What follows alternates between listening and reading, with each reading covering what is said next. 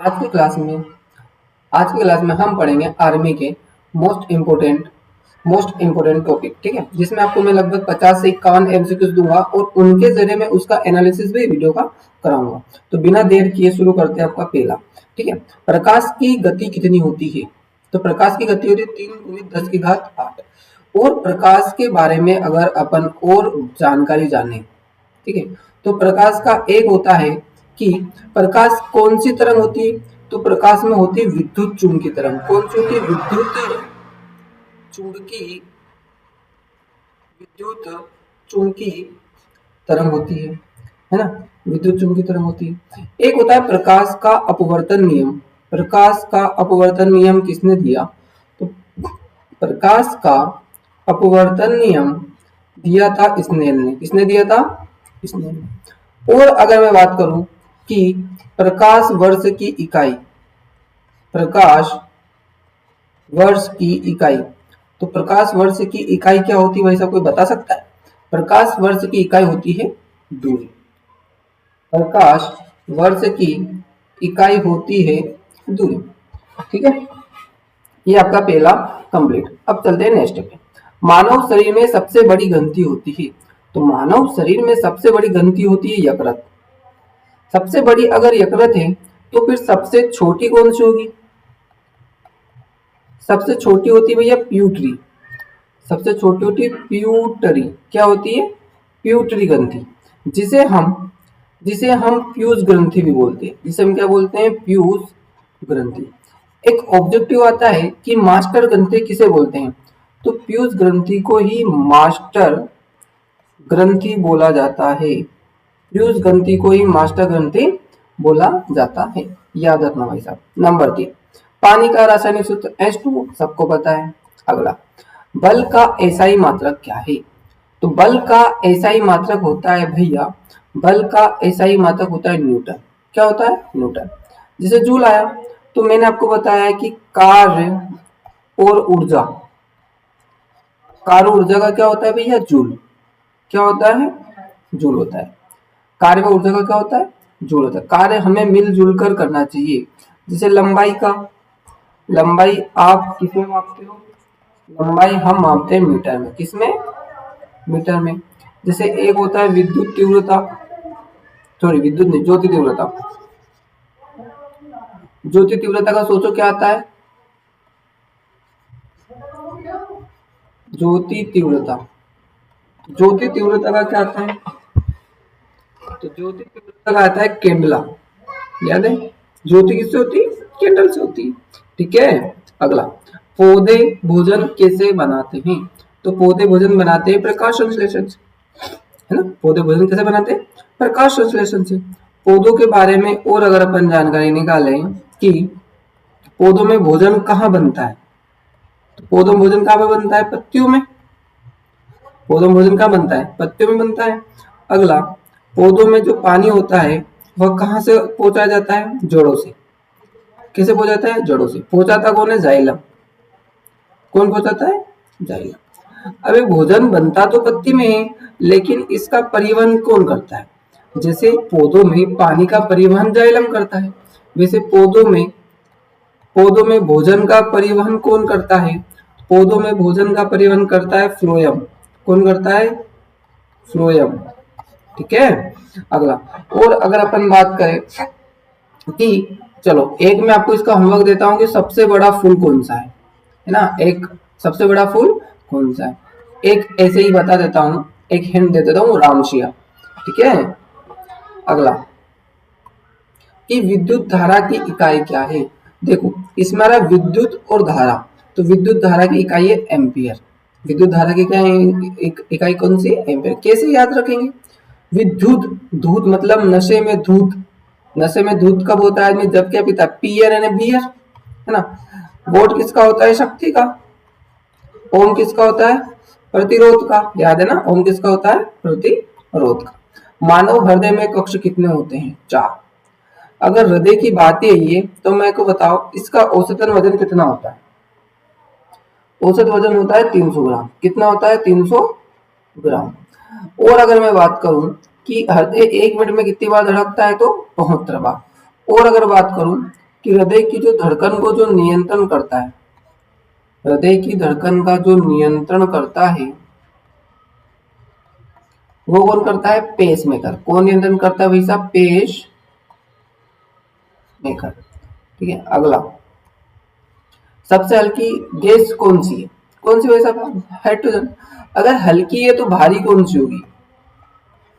भारी होती है डोन, रेडोन। भारी कौन होती है? रेडोन। ठीक है, अगला, पृथ्वी का उपग्रह क्या है?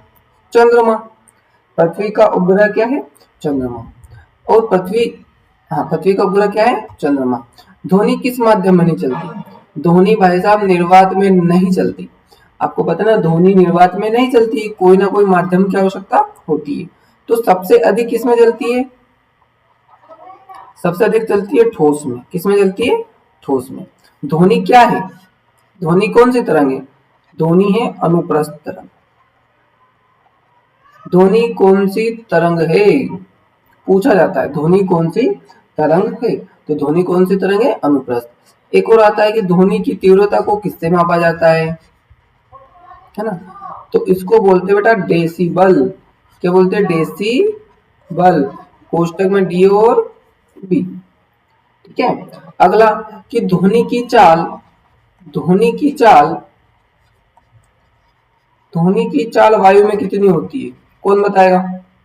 चल नितेश तो बता। 3 3 2, 3 3 2 मीटर सेकेंड। ठीक है, अगला, रक्त का लाल रंग किसके कारण होता है? तो रक्त का लाल रंग होता है हीमोग्लोबिन के कारण। हीमोग्लोबिन यानी कि एच और बी। रक्त के बारे में अगर अपन और पढ़ें तो रक्त का पीएच मान कितना होता है? रक्त का पीएच मान होता है 7.4। कितना होता है? 7.4। प्लस रक्त का अध्ययन करना, प्लस रक्त का अध्ययन करना क्या कहलाता है? हेमेटो, हेमेटोलॉजी कहलाता है। मानव शरीर में लगभग 5 से 6 लीटर, है ना, 6 लीटर एक औसत रक्त होता है, जो कि आपके टोटल वजन का 7% होता है। कितना होता है टोटल वजन का? 7% होता है। आपको पता है रक्त को आप ब्लड बैंक में मतलब रक्त को आप ब्लड बैंक में रखते हो और अधिकतम 30 दिन ही रख सकते हो। ठीक है, अगला, चुंबक के कितने ध्रुव होते हैं? चुंबक के भैया 2 ध्रुव होते हैं। एक होता है एन, एक होता है एस, है ना, एन और एस, उत्तरी और दक्षिणी। स्वतंत्रता पूर्वक लटकाने पर एक ऑप्शन बनता है कि स्वतंत्रता पूर्वक लटकाने पर चुंबक ठहरता है। लटकाने पर चुंबक ठहरता, स्वतंत्रता पूर्वक लटकाने पर चुंबक ठहरता उत्तर दक्षिण। ठीक है, उत्तर दक्षिण, याद है, याद रखना। प्लस चुंबक में 2 ध्रुव होते हैं। 2 ध्रुव में समान ध्रुव में क्या होता है? समान ध्रुव में क्या होता है? समान ध्रुवों में होता है वैसा प्रतिकर्षण। समान ध्रुव में क्या होता है? प्रतिकर्षण। प्रति, जात जात वाले से दूर भागेगा, प्रतिकर्षण। लेकिन असमान ध्रुवों में, असमान ध्रुवों में होता है भैया आकर्षण। असमान ध्रुव में क्या होता है? आकर्षण, याद रखना। अगला, ऊर्जा की इकाई क्या है? जूल। ऊर्जा की इकाई क्या है? जूल। बल की इकाई क्या है? न्यूटन, है ना। ऊर्जा की इकाई भी जूल है, ऊर्जा का ऐसा ही मात्रक भी जूल है और कार्य का ऐसा ही मात्रक भी जूल है। कार्य मिलजुल कर करना चाहिए। अगला, विटामिन सी का रासायनिक नाम। विटामिन सी का रासायनिक नाम है एस्कोर्बिकम। तो विटामिन ए का नाम बताओ क्या होगा? विटामिन बी का नाम बताओ, सी का नाम, डी का मान, ई का मान और के का नाम। बेटा एक ट्रिक है, याद हो आपको, तो रथ एक टॉफी, रथ एक टॉफी। र से इसका रासायनिक नाम हो जाएगा विटामिन इनका रेटिनोल। क्या हो जाएगा? रेटिनोल। बी से इसका हो जाएगा थायमिन। क्या हो जाएगा? थायमिन। सी से इसका हो जाएगा एस्कोर्बिक अम्ल। एस, एस्कोर्बिक अम्ल क्या हो जाएगा? एस्कोर्बिक अम्ल। विटामिन डी से हो जाएगा क से क्या हो जाएगा कैल्सीफेरोल, क से क्या हो जाएगा कैल्सीफेरोल। ई से हो जाएगा टा से हो जाएगा टोकोफेरोल, जो कि भारत में सबसे ज्यादा पाया जाता है। टोको विटामिन ई। विटामिन क्या होता है विटामिन क्या होता है फिनोक्यूनोन। विटामिन फिनो नहीं फाइलोक्यूनोन होता है ना, फाइलोक्विनोन या फिर नेफ्थोक्यूनोन। विटामिन की आपको पता है रक्त का थक्का जमाने में काम आता है ना। विटामिन ई से बांझपन का रोग होता है ना। याद है कुछ नहीं याद है? याद रखना है ना। चलो इतना एमपी है। विटामिन ए से रंधोती रोग होता है। कौन सा रोग होता है? सबसे एमपी रंधोती, आंखों में नहीं दिखता है ना। विटामिन बी से बेरी बेरी, पूरा आपको याद करवा चुका हूं है ना। Beriberi. अगला चलते हैं। अच्छा एक बेटा मोस्ट आईएमपी के B12 में कौन सी धातु पाई जाती है? तो B12 में बेटा धातु पाई जाती है कोबाल्ट। क्या पाई जाती है बेटा? कोबाल्ट। याद रखना ठीक है। अगला, मानव शरीर की सबसे छोटी हड्डी कौन सी है? तो मानव शरीर की सबसे छोटी हड्डी होती है बेटा स्टेपस, जो कान की होती है। कहाँ की होती है? कान की। और सबसे बड़ी होती है जांग की, जिसे आप बोलते हो फीमर। क्या बोलते हो? फीमर। भारत का संविधान कब लागू हुआ? तो भारत का संविधान बना बेटा 26 नवंबर 1949 में तो बना, लेकिन लागू कब हुआ? लागू हुआ 26 जनवरी 1950। मतलब 26 नवंबर 1949 में तो भाई साहब ये बना। क्या हो गया? बना। फिर वापिस 26 जनवरी 1950 को भाई साहब को क्या कर दिया? लागू कर दिया। क्या कर दिया? लागू। तो 26 नवंबर को ही बेटा संविधान दिवस मनाया जाता है। कौन सा दिवस मनाया जाता है? संविधान दिवस मनाया जाता है। संविधान के अध्यक्ष कौन थे? राजेंद्र। संविधान के अध्यक्ष थे राजेंद्र प्रसाद। संविधान के जनक कौन है बेटा? B R Ambedkar. Ambedkar, doctor Bhimrao Ambedkar. ठीक है, याद रखना। अगर बात करें संविधान में कितने मौलिक अधिकार हैं, तो संविधान में मौलिक अधिकार हैं 6। कितने हैं? 6। ठीक है। अगला, स्वतंत्र भारत के पहले राष्ट्रपति कौन थे? तो स्वतंत्र भारत के पहले राष्ट्रपति थे राजेंद्र प्रसाद। महिला कौन थी बेटा? किसी को याद है? महिला कौन थी पहली राष्ट्रपति? वो थी बेटा प्रतिभा देवी पाटिल। कौन थी? प्रतिभा देवी पाटिल थी। पंचायती राज किससे संबंधित है? स्थानीय शासन, है ना। भारत की सबसे लंबी नदी कौन सी है? भारत की बेटा सबसे लंबी नदी होती है गंगा, जिसकी दूरी है 25-25 किलोमीटर। 25-25 किलोमीटर। सबसे छोटी है बेटा कौन सी? सबसे छोटी बताओ। सबसे छोटी बेटा अरवरी। सबसे छोटी कौन सी है? अरवरी। लगभग 90 किलोमीटर। और ये पाई जाती है बेटा राजस्थान में। कहाँ पाई जाती है? राजस्थान में। भारतीय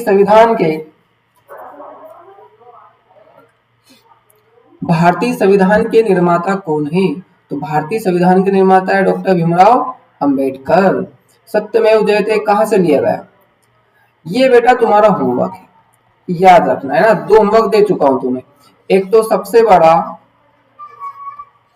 बड़ा फुल, और दूसरा सत्यमेव जयते कहां से लिया गया, है ना। ये कमेंट करना। क्या करना? कमेंट। एक और बेटा, भगत सिंह जी की पुस्तक का नाम। तीनों आपके होमवर्क हैं। ठीक है। अगला, सूर्य किसका स्रोत है? बताओ। प्रकाश का है, ऊर्जा का है, उष्मा का है? देखो सूर्य से प्रकाश भी मिलता है, ऊर्जा मिलता है, उष्मा मिलता है। मतलब आंसर क्या आएगा? सभी। क्या आंसर आएगा? सभी। अगला मैं लेके चलता हूं। पृथ्वी का सबसे बड़ा महासागर होता है प्रशांत। स्वराज मेरा जन्म सिद्ध करे बाल गंगाधर तिलक। भारत का सबसे बड़ा राज्य क्षेत्रफल में है बेटा राजस्थान। और सबसे छोटा कौन सा है फिर? सबसे छोटा है बेटा गोवा। कौन सा है? सबसे छोटा कौन सा है? गोवा। अच्छा, भारत का क्षेत्रफल कितना है? भारत का क्षेत्रफल कितना है? 32 लाख कितना, 32,87,263 इकाई, ढाई, सैकड़ा, हजार, 10,000, लाख, 10 लाख, 32,87,263 भारत का क्षेत्रफल। अगला, भारत का परमाणु परीक्षण किस स्थान पे हुआ? पोखरण। कहाँ पे हुआ था बेटा? पोखरण पे हुआ था। अंतरराष्ट्रीय महिला दिवस 8 मार्च। भील जनजाति मुख्यतः कहाँ पाई जाती? राजस्थान। बिहू असम का है, मालूम है ना? आज शाम बहु यानी बिहू आई। पुष्कर मेला कहाँ लगता है? राजस्थान। अब आ गया बेटा अपना मैथ्स।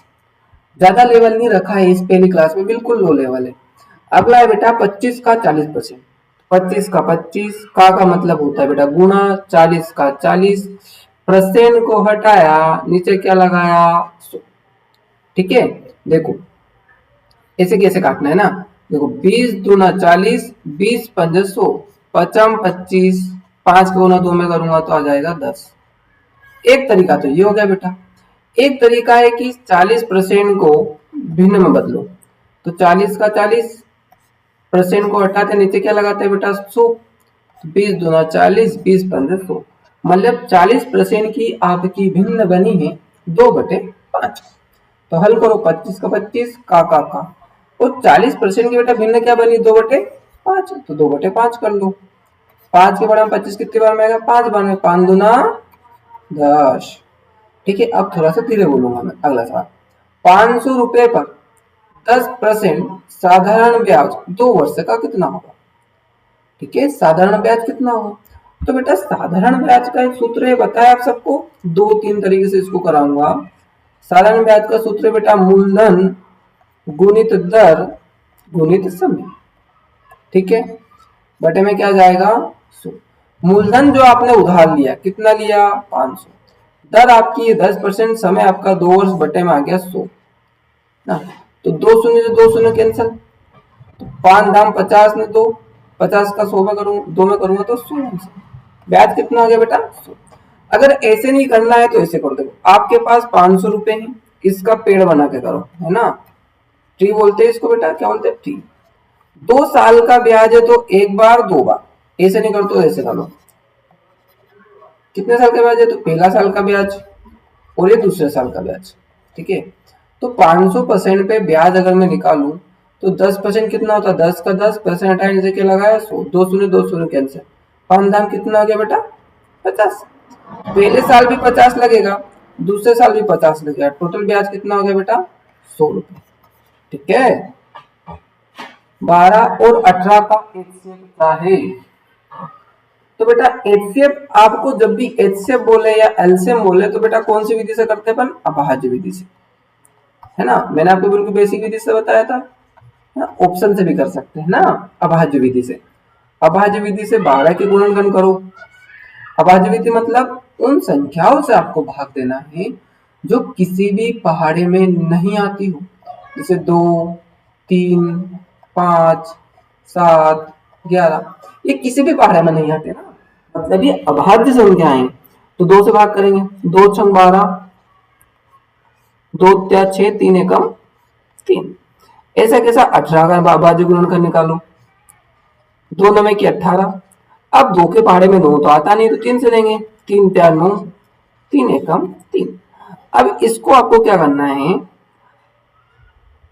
अगर आपको याद हो तो मैंने आपको सिखाया था कि कैसे सिखाया था कि 12 के गुणनखंड बनते हैं 2 गुना 3।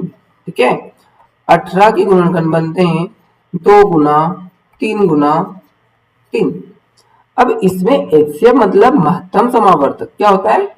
महत्तम समावर्तक मतलब 12 के गुणनखंड में और 18 के गुणनखंड में जिसका जोड़ा बन जाता है उसको हम HCF मान लेते हैं। जैसे इसमें 2 है, इसमें 2 है, इन दोनों 2 का 1 2, इसमें 2 है लेकिन इसमें 2 नहीं है, इसमें 3 है और इसमें भी क्या है? 3, और किसी का जोड़ा तो बन ही नहीं रहा। 3 का कितना होता है? 6। HCF आपका क्या गया? 6। ऐसे भी कर सकते हैं कि आपके पास जो ऑप्शन है उसमें आप देखो कि 12 का 9 में 12 का पहाड़ा नहीं आता है, मतलब 9 के पहाड़े में 12 नहीं आता है, 9 के पहाड़े में 18 भी नहीं आता, मतलब ये ऑप्शन तो गलत हो गया। 6 के पहाड़े में 12 पे आएगा, 6 के पहाड़े में 18 पे आएगा, मतलब यही ऑप्शन है है ना। 3 के पहाड़े में 12 आता है, 3 के पहाड़े में 18 आता है, लेकिन हमेशा अपन को बड़ी संख्या लेनी है। क्या लेनी है? बड़ी संख्या। नेक्स्ट, एक वस्तु 200 रुपए में खरीदी। देखना, खरीदना मतलब क्या होता है बेटा? खरीदना मतलब क्या होता है? खरीदना मतलब होता है क्रय मूल्य। क्या होता है? क्रय मूल्य। ये होता है खरीदना मतलब क्रय मूल्य। तो आपने खरीदा 200 रुपए में, है ना, और 250 में बेचा। बेचना मतलब होता है बेटा विक्रय मूल्य। क्या होता है बेचना मतलब? विक्रय मूल्य। कितने में बेचा? 250। अच्छा बताओ, आपने एक चीज 200 में खरीदी और 250 में बेच दी, मतलब 50 रुपए का आपका लाभ हुआ। 50 रुपए का क्या हुआ बेटा? लाभ। और याद रखना, कभी भी आपको लाभ प्रतिशत निकालना हो, हानि प्रतिशत निकालना हो, लाभ प्रतिशत निकालना हो, हानि प्रतिशत निकालना हो, हमेशा बेटा क्रय मूल्य पर निकालना। किस पे निकालोगे बेटा? क्रय मूल्य पर। मतलब हमेशा इसके नीचे रखोगे बेटा क्रय मूल्य। कितना है? 200। गुना में बेटा कितना आ गया? 100। ठीक है, तो 2 जीरो से 2 जीरो कैंसल। 2 के पहाड़े में 50 कितने बार में आएगा? 25 बार। तो 25% आपका आंसर, मतलब 25% का उसको लाभ हुआ। समझ में ना? मतलब आपने खरीदा 200 में था, बेचा 250 में, तो लाभ ही होगा ना। अनुपात वाला सवाल आ गया बेटा, बहुत ही सिंपल। आपको दे रखा है 2:5 बराबर 8:x। सॉरी सॉरी सॉरी, हाँ ये सही है ना, बराबर पहले दे दिया उसने, कोई दिक्कत नहीं। तो 2 के बटे में आ जाएगा 5 और 8 के बटे में आ जाएगा x। अब आपको x का मान चाहिए। किसका चाहिए? x। और बेटा x कभी भी नीचे नहीं रहता है, x जब बराबर के इधर जाएगा, है ना, तो ये जो 5 है ये ऊपर चला जाएगा और ये जो 2 है ये नीचे चला जाएगा। समझ में आई क्या? 2 चौकी 8, 4 का 5 में गुणा, 4 पंजे 20। समझ में आया क्या? आ गया होगा। नेक्स्ट सवाल, एक ट्रेन 60 किलोमीटर घंटा की चाल से चलती है, 2 घंटे में कितनी दूरी तय करेगी? होमवर्क। ये आपको मैंने अभी करवाया नहीं है, ठीक है, अपनी क्लास में अपन ने ये करा नहीं है, इसलिए इसको कोशिश करना, ठीक है। नेक्स्ट, किसी संख्या का 20% 40 है तो संख्या क्या है?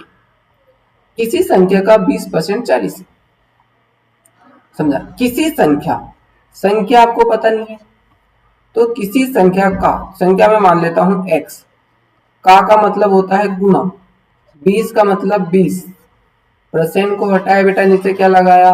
100। किसी संख्या का 20% 40, तो ये बेटा क्या है? 40। x आपको निकालना है, 40 ऐसा का ऐसा, 100 इधर जाएगा तो ऊपर चला जाएगा और 20 कहाँ चला जाएगा? नीचे चला जाएगा। 20 दूना होता है बेटा 40, ये कितना हो जाएगा बेटा? x बराबर 200। ठीक है, मतलब संख्या क्या थी? 200। ओके, एक वस्तु पर 10% छूट देने पर भी मूल्य 450। मतलब कि क्या हो गया? माना कि कोई वस्तु 500 रुपए की थी, उस पर 10% की छूट दे दी, तो 450 में बेच दिया। मैं कोई मार्केट में गया और मुझे कुछ चीज लानी थी, मानो कि मुझे एक एक एक मुझे एक पेंट लाना था, ठीक है, एक पेंट लाना था।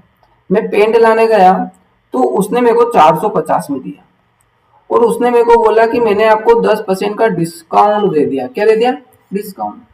तो दुकानदार में एक्चुअल में वो जो रेट बताए थे वो कितने रुपए थे? अब मेरे को बताओ, 450 का सामान है, मेरे को 10% छूट में दिया, तो टोटल बेटा 100% होता है ना।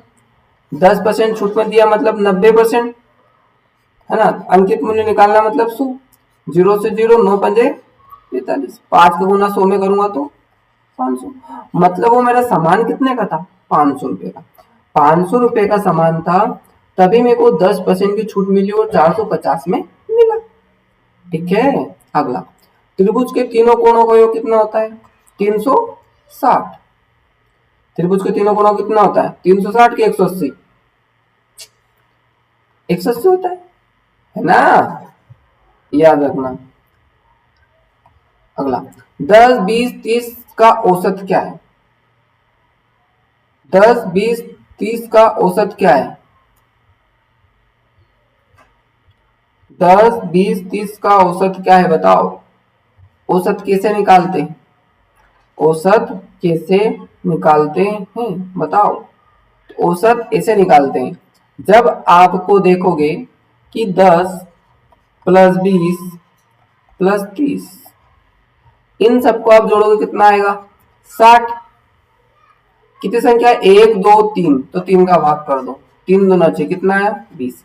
लेकिन आप एक ध्यान रखना बेटा कि जब भी आप देखोगे 10 10 10 10 का अंतर है, तब ये काट दो, बीच वाला हमेशा क्या हो जाता है आपका आंसर। ठीक है।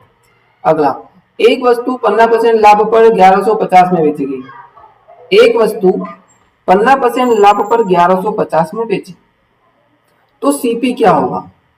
तो क्या बोला उसने, सीपी क्या होगा। सीपी का मतलब होता है बेटा क्रय मूल्य। क्या होता है, क्रय मूल्य क्या होगा, है ना। अब मेरे को बताओ, मैंने एक सामान को 1150 रुपए में बेचा और 15% लाभ पर बेचा, मतलब 100% कोई चीज होती है ना, 100% चीज होती है, लेकिन मैंने उसको 15% लाभ पर बेच दिया। तो 100% कोई चीज होती है, लेकिन मैंने उसे 15% लाभ पर बेच दिया, तो चीज कितने की हो गई 115 की। और वो मेरे से पूछ रहा है क्रय मूल्य कितना होगा, मतलब कि उसने खरीदे कितने में थी। क्रय मूल्य मतलब खरीदा, है ना। तो क्रय मूल्य हमेशा कितना होता है बेटा 100%। ठीक है, 115 से 115 कितनी बार में गया, एक बार में, तो बेटा कितना आ गया 1000, है ना। एक का एक जीरो, 2 जीरो, 3 जीरो। समझ में क्या बात है ना, आ गई होगी। कि बेटा मैं तो सिंपल सा चीज बताऊं, आपने किसी वस्तु को कम में खरीदा होगा और ज्यादा में बेचा होगा तभी लाभ हुआ होगा ना। और वो बोल रहा है कि भैया मैंने 1150 में तो बेची, लेकिन 15% का लाभ कमाया, मतलब वो वस्तु कितने की हो गई 115 की हो गई ना। समझो बेटा ध्यान से। अगला, 1000 का 10% वार्षिक दर से 2 वर्ष का चक्रवृद्धि ब्याज कितना होगा। चक्रवृद्धि ब्याज, तो बेटा इसको मैं ट्री बना के करता हूं कि मेरे पास 1000 रुपए हैं। हाँ, कितने रुपए, 1000 रुपए। तो कितने साल का बेटा, 2 साल का, तो मैं ऐसे लिख लेता हूं पहला साल और दूसरा साल। ठीक है। और बेटा चक्रवृद्धि ब्याज ऐसा होता है कि ब्याज पे भी ब्याज लगता है। मानो आपने 10,000 1,000 रुपए किसी से उधार लिए, है ना, और आपने 100 रुपया 1 साल का ब्याज दिया, तो अगले साल में 100 रुपया तो लगेगा, प्लस इस ब्याज के ऊपर भी ब्याज लगेगा। ठीक है, जितने परसेंट से आपने उधार लिया है। तो ट्री बना के करेंगे अपन, तो 2 साल का लिए तो 2 कर दिया। ठीक है, इतना समझ में आया। आगे, आगे ऐसे करेंगे कि 1000 का 10%, 1000 का 10% कितना होता है, परसेंट हटाने से क्या लगा है 100। 1000 का 10% होता है बेटा 100 रुपए। कितना होता है 100।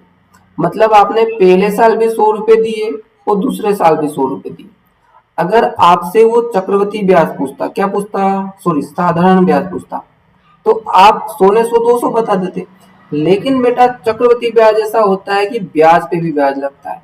मतलब आपने 1000 रुपए पे पहले साल ये 100 रुपए दिए, है ना, तो दूसरे साल पे कितने रुपए दोगे, 100 ही रुपए दोगे। लेकिन दूसरे साल क्या होगा, इस 100 रुपए में भी 10% का ब्याज लगेगा। तो 100 रुपए का 10% कितना होता है, 100 से 100 कैंसिल, कितना हुआ बेटा 10। तो टोटल ब्याज आपने कितना दिया 100 200 और 210, तीनों को जोड़ दो, तीनों को जोड़ दो। समझ में क्या बात। चक्रवृद्धि ब्याज बेटा ब्याज पे भी ब्याज लगता है। ठीक है। अगला, सबसे छोटी अभाज्य संख्या है, क्या है सबसे छोटी अभाज्य संख्या बताओ। सबसे छोटी अभाज्य संख्या है बेटा 2। क्या है 2, सबसे छोटी मतलब अभाज्य, अभाज्य जो किसी के पहाड़े में नहीं आती, तो क्या है तो। अगला है बेटा सबसे छोटी भाज्य संख्या, जो किसी ना किसी के पहाड़े में आती है, तो 2 भी नहीं आती, 3 भी नहीं आती, सबसे छोटी अभाज्य संख्या क्या होगी 4। बेटा पूर्ण संख्या है, पूर्ण संख्या क्या होती है 0। पाई है, पाई क्या है बेटा अपरिमेय, क्या है बेटा अपरिमेय है, याद रखना बेटा ये। अगला, यदि 25% का लाभ होता है, और क्रय मूल्य 400, तो विक्रय मूल्य क्या होगा? मतलब आपने 400 रुपए में उसको खरीदा, मतलब आपने 400 रुपए में उसे खरीदा और 25% का लाभ हुआ। 400 रुपए में आपने कोई वस्तु खरीदी और जब उसे बेचा तो वो बोल रहा है कि भैया मेरे को 25% का लाभ हुआ, तो उसने ज्यादा में बेचा होगा ना, उसने ज्यादा में बेचा होगा। तो क्रय मूल्य 400 रुपए, तो 400 रुपए बेटा हमेशा कितना होता है, ये आपका क्रय मूल्य है। और क्रय मूल्य हमेशा 100 होता है, मालूम है ना, क्रय मूल्य कितना होता है, क्रय मूल्य होता है 100। क्रय मूल्य कितना होता है, क्रय मूल्य होता है 100। और आपको निकालना है विक्रय मूल्य, और वो बोल रहा है 25% का लाभ हुआ, मतलब 125। समझ में क्या बात, जीरो से जीरो कैंसिल, 4×5 = 20, हासिल का 2, 4×8 में 2 10, 4×1 4। मतलब आपने उसे 500 रुपए में बेचा, आपने उसे 500 रुपए में बेचा, तभी आपको 25% का लाभ होगा, तभी आपको 25% का लाभ होगा। एक बात याद रखना बेटा, जब क्रय मूल्य आपसे पूछे तो यहाँ पर गुना में 100 आता है, लेकिन जब आपको क्रय मूल्य दे रखा हो तो बटे में 100 आता है। क्रय मूल्य कितना आता है, 100। ठीक है, थोड़ा बहुत कॉन्सेप्ट क्लियर रखना।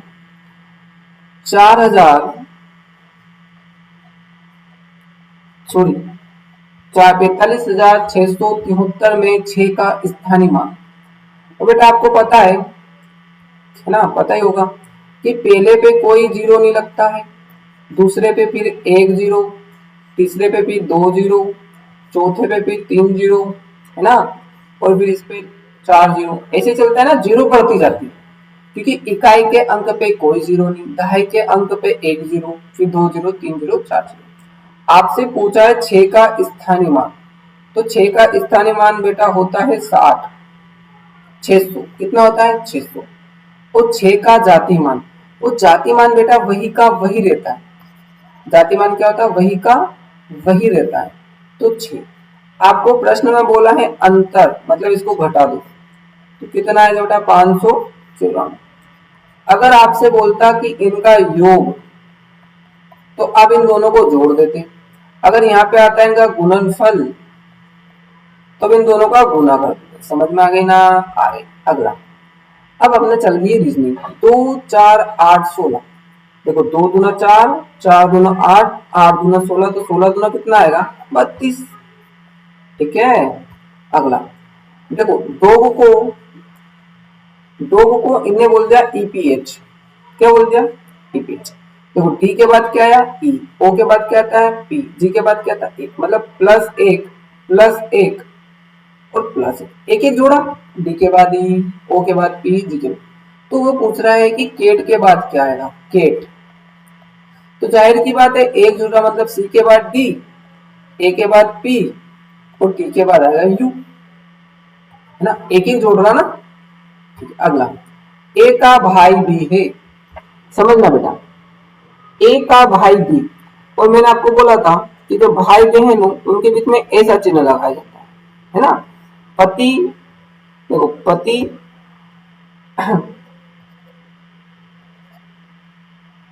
पति और पत्नी, है ना, हस्बैंड, जिसका हंस हंस के बजता है बैंड, हस्बैंड, इन दोनों के बीच में बेटा बराबर का चिन्ह, हमेशा पुरुष पे प्लस महिला पे माइनस। अगर इनका कोई पुत्र है तो उसमें ऐसा चिन्ह, है ना, और भाई बहन के बीच में बेटा ऐसा चिन्ह, है ना, याद रखना। तो ए का भाई बी है, मतलब ए भाई है बी का, ना, बी सी का पिता है, जो बी है ये इसकी औलाद है सी। पुत्र को बेटा इस चिन्ह से बताते हैं, बी जो है वो सी का पिता है, ये बी सी का पिता है। तो ए का सी से संबंध है, ए का सी से, तो बेटा जब सी से बोला ना तो सी से ए को देखो, सी से आप किसको देखोगे, ए से।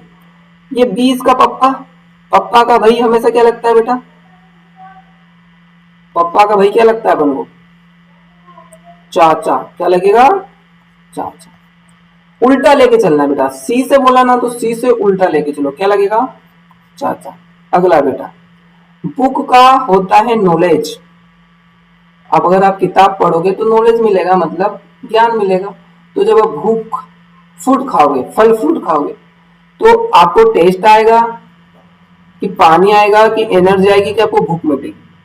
बुक से जैसे नॉलेज मिलता है, वैसे ही बेटा फूड से, फल फ्रूट से क्या मिलती है बेटा? एनर्जी। क्या मिलती है? एनर्जी। अगला, हाँ अच्छा क्वेश्चन है। अगला क्वेश्चन है 48 भागित 6 प्लस 15 गुना 2, है ना। आपको पता है कि बोर्डमास के नियम के अनुसार सबसे पहले अपन बार हल करते हैं, फिर छोटा, फिर ये कोष्टक ना, फिर मझला कोष्टक, फिर सबसे बड़ा कोष्टक, फिर भाग, सॉरी फिर ओ फिर का, है ना। का मतलब होता है गुणा, फिर गुना प्लस तो माइनस, ये हल करते हैं। तो सबसे पहले कोष्टक हल करेंगे।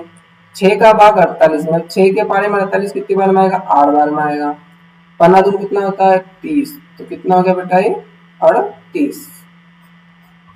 अगला क्वेश्चन, ठीक है। तो आज की क्लास में बेटा मैंने बहुत स्पीड से पढ़ाया आपको।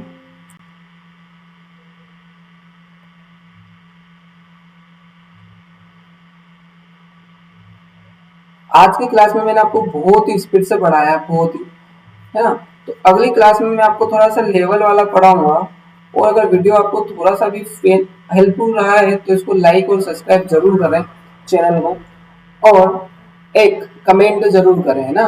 और जो मैंने आपको SW दिया है वो आप कल मेरे को बताएं। और कल अपन बेटा सबको आना है और अपन 10 वाला सवाल करेंगे जो मैंने आपको होमवर्क में दिया था। थोड़ा सा दिमाग लगाना हो जाएगा, ठीक है। और आज मैथ्स का लेवल बेटा 0 लेवल था, कल थोड़ा सा हाई रखेंगे साइंस का और सबका, ठीक है। जल्दी लाइव क्लास भी स्टार्ट करेंगे, तो वीडियो को लाइक और चैनल को सब्सक्राइब जरूर करें। तुम मेरा अपने हो, है ना बेटा। Thank you.